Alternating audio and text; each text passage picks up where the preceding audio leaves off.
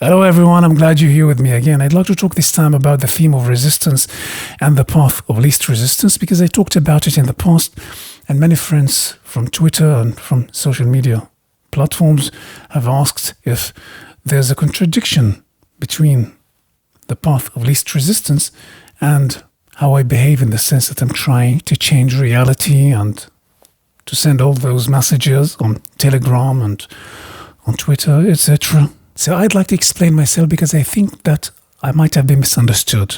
I know that there's some spiritual approaches that say that in order to experience transcendence or awakening, one must go with the flow with no resistances, including not to resist, abuse, and violation. And some believe that conforming with the mainstream would be the most harmonic way or the most harmonic path with the least amount of clashes. But those who swim against the current would be ousted and live in suffering.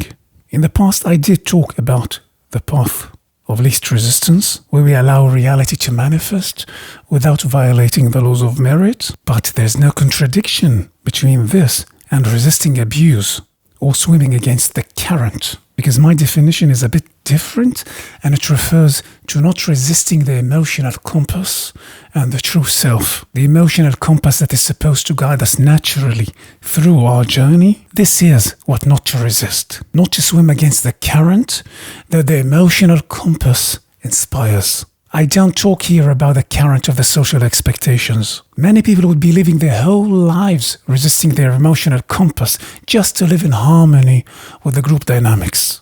I speak about living in harmony with the emotional compass, even when it leads to clashes with the group dynamics. How many people go in conflict with their families because one person wants to study something, but his family wants him to study something else?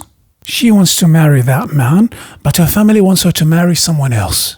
Of course, in addition to the aspect of narcissism that we talked about in the past, where narcissists want everyone to surrender their emotional compasses and follow the guidelines of the narcissists without question, including injecting whatever they want in your body. And they will tell you it's not solidaric and it's immoral not to accept their injection. They want to rape you and violate your body, and it's immoral that you resist. Or even if they want to stab your brain with whatever sticks they think are relevant, and if you resist, you are immoral.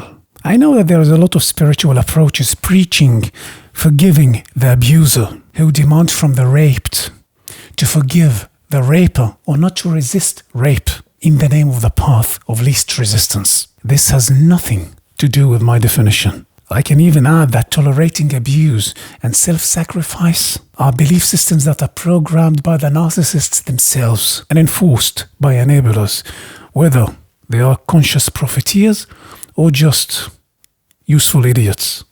Of course, including narcissists in the politics that use self-sacrifice and solidarity in order for people to stay passive to their violations and the violations of their golden children, using terms like solidarity or we all are in this together. But the hypocrites, or those who deny the truth and resist the emotional compass and the true self and tolerate abuse, will live in the merit of that denial and tolerance, also when they manifest in the flesh with undesired outcome.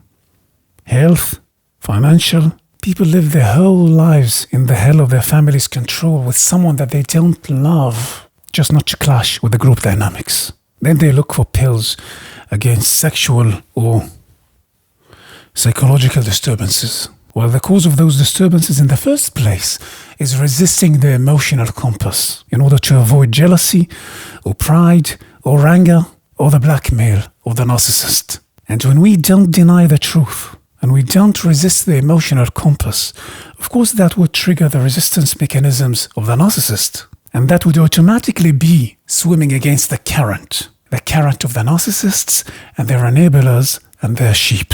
The zombies that are used to live in the darkness. Of course, they would never conceive what it means to live in the light or live outside the range of the zombies.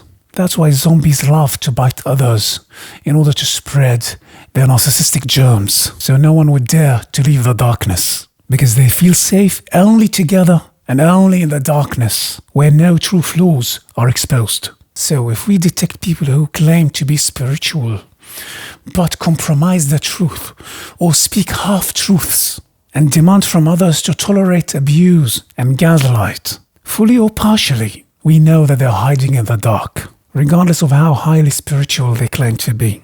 They don't acknowledge the complete truth uncompromisingly, and in order to guarantee acceptance of their abuse and hypocrisy and cowardice, they preach tolerating abuse and hypocrisy and cowardice. And those who the miracle happened in their lives and saw the truth and live in it, in the beginning, of course, it might be a little bit challenging because one is still not used to face such clashes, but gradually acknowledging the truth and not resisting the emotional compass, one would grow the skills and the techniques to face the social conflicts with minimum damages. And here, acknowledging truth without resisting the emotional compass with the minimum damages would be the path of least resistance that I'm talking about. I hope I could shed some light on this. Thank you everyone for staying with me. I'm Shredy Jabarin. Ciao.